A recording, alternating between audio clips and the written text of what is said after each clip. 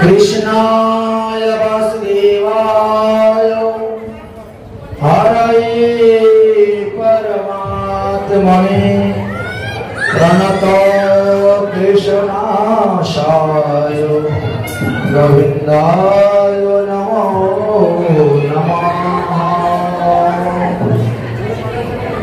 শ্রীরামকৃষ্ণের আরতি অন্তে আমরা পুনরায় আবার গৌর প্রকাশ সাধন করার জন্য সবাই বসলাম।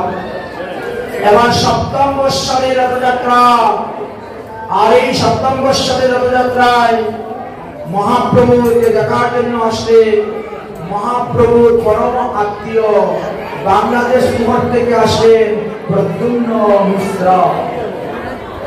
এই প্রদ্যুম্ন মিশ্রের মহিমার কথা আমরা এখন আলোচনা করব।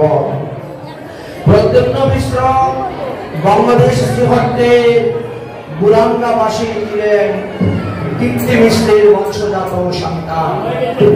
তাই মহাপ্রভুর জ্ঞাতি কুটুম্ব সম্পর্কে মহাপ্রভুর কাকার ছেলে তিনি হয়ে থাকেন। মতান্তরে বলা হয়েছে কাকাত্ম ভাইয়ের ছেলে। যাই হোক না কেন, এই প্রদ্যুম্ন মিশ্র তিনিও একজন পরম বৈষ্ণব ছিলেন। মহাপ্রভুর আজ্ঞায় তিনি বাকি জীবনটা উড়িষ্যাতে তিনি বসবাস করিয়াছিলেন এবং শ্রীকৃষ্ণ চৈতন্য উদারবলী নামক একখানি গ্রন্থ রচনা করিয়াছিলেন। সেই প্রদ্যুম্ন মিশ্র আজ এসে উপস্থিত হয়েছে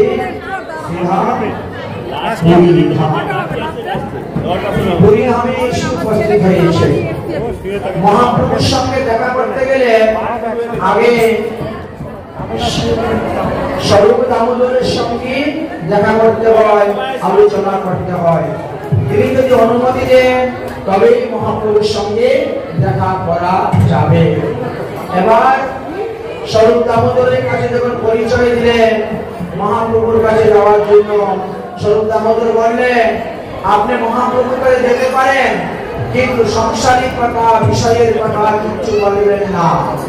মহাপ্রভু কৃষ্ণ কথা ছাড়া আর অন্য কথা শুনেন না, বলেন না। তাই প্রত্যেক বৈষ্ণবের কর্তব্য শ্রী গুরুদেবের সঙ্গে থাকবে পরমাত্মিক সম্বন্ধ। গুরুদেবের সঙ্গে কোন জাগতিক বিষয়ের সম্পর্ক থাকবে না। গুরুদেবকে ভগবত পদপদ্ম লাভ বিষয়ে প্রশ্ন করতে পারেন, সাংসারিক বিষয়ে নয়। আমরা দেখেছি মহাপ্রভু সময়ে সামনেই আসবে ভবানন্দের দুই পুত্র রাজগঞ্জে পরিণত হয়ে গেছিল। মহাপ্রভু শুনতে ভালোবাসলেন না, বললেন আমি আলাদনাথ চলে যাব এই ধাম ত্যাগ করে। এই জন্য গুরুদেবের কাছে কোনো বিষয়ের কথা নিয়ে আলোচনা করতে যাবেন না। গুরুদেবের কাছে যাবে ভগবত শিক্ষার জন্য, ভক্তি শিক্ষার জন্য, ভজন শিক্ষার জন্য, ভগবত সেবা পূজা শিক্ষার জন্য, ভগবত পদপদ্ম লাভ করার জন্য। দামোদর এবং জগদানন্দ ভালো করে বুঝিয়ে দিলেন আপনি যাচ্ছেন, আপনি মহাপ্রভুর আত্মীয় হন, কিন্তু সাংসারিক বিষয় নিয়ে কোনো কথা আলোচনা করতে পারবেন না। প্রভু কৃষ্ণ কথা শুনতে ভালোবাসে, কৃষ্ণ কথা বলতে ভালোবাসে।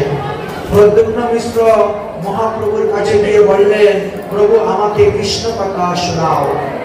প্রভু বললেন আমি কৃষ্ণ কথা বলতে জানি না, উহা একমাত্র রায় রামানন্দই জানে। আমি তাহার কাছে গিয়ে কৃষ্ণ কথা শুনি। তুমি বড় ভাগ্যবান, কৃষ্ণ কথা শুনিতে তোমার ইচ্ছা হয়েছে, যাও যাও তুমি রায় রামানন্দের নিকটে যাও কৃষ্ণ কথা শ্রবণ করার জন্য। প্রদ্যুম্ন মিশ্র তখন রায় রামানন্দের নিকটে চললে কৃষ্ণ কথা শ্রবণ করার জন্য।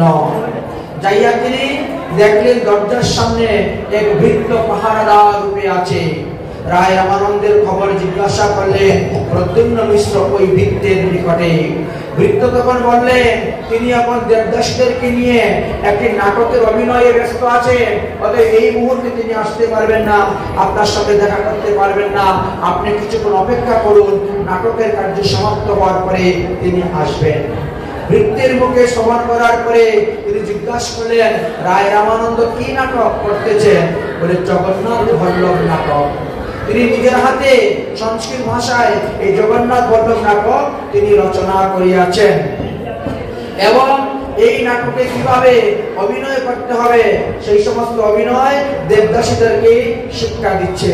এই দেবদাসীগণ দেখতে খুব সুন্দরী, যুবতী, রূপবতী, তাই অন্যরা কেউ তাদেরকে এখন দেখতে পাবে না। নিকুঞ্জ নিবৃত্তিতে তাদেরকে আনা হয় আর এই অভিনয় শিক্ষা দেওয়া হয়ে থাকে। আজকে দুইজনকে ভালো করে শিক্ষা দিচ্ছেন, এই অবস্থায় আপনার সঙ্গে দেখা করতে পারবেন না, আপনি বসুন। তবে সেই দুইজনকে নৃত্য শিখাইয়া গীতের গুরু অর্থ অভিনয় করাইলা সঞ্চারী শক্তিক স্থায়ী ভাবের লক্ষণ মুখে নেত্র অভিনয় করেন প্রকটন। বৃত্তের মুখে এইসব কথা শ্রবণ করে তখন এই প্রদ্যুম্ন মিশ্রের মনের মধ্যে কিছু সংশয় জেগে গেল যে রায় রামানন্দ একটা যুবক পুরুষ, সে এখনো বিবাহ করে নাই, অবিবাহিত, আর যুবতী মেয়েদেরকে নিয়ে তিনি নিকুঞ্জ নিবৃত্তে সেবা করতেছেন।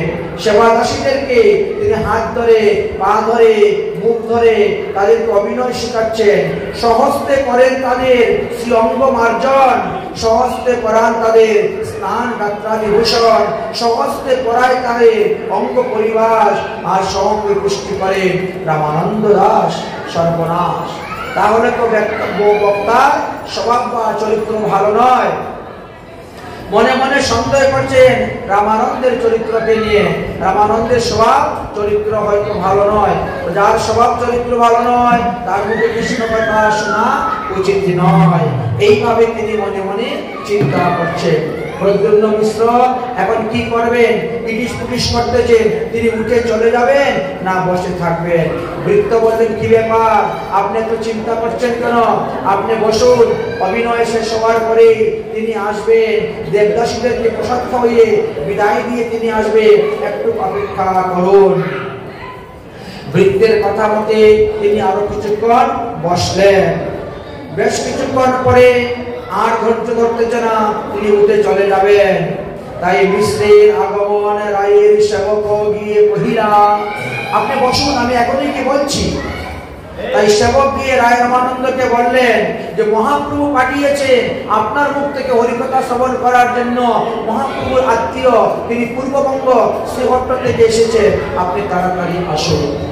শিগগিরই রায় রামানন্দ তথায় আইলা, বিপ্রেকে নমস্কার করি সম্মান করিলা, নিবেদন করিলা বিনীত হইয়া।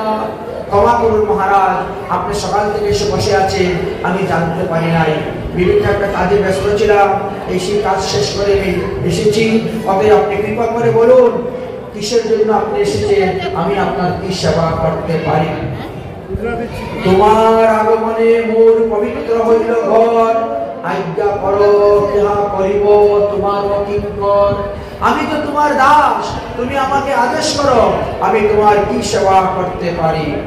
কিন্তু রায় রামানন্দের বৃত্তের মুখে রায় রামানন্দের চরিত্র কথা শ্রবণ করার পর এই প্রদ্যুম্ন মিশ্রের শ্রদ্ধা চলে গেল। তিনার মুখ থেকে হরিকথা শ্রবণ করার মতন তার আর রুচি রইল না।